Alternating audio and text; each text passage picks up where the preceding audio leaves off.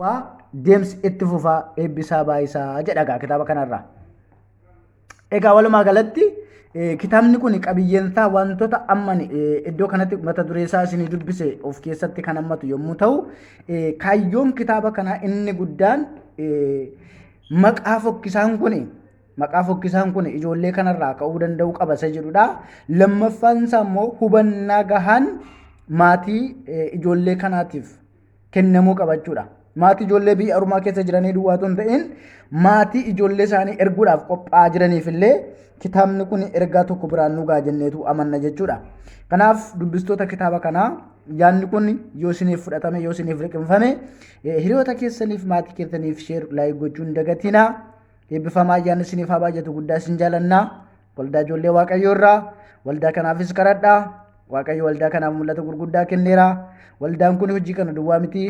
Ijoollee qubee afaan Oromoo hin beekne illee yeroo garaa garaatti barsiistee marsaa sadaffaadhaaf bara kana keessa illee eebbisiistee jirti.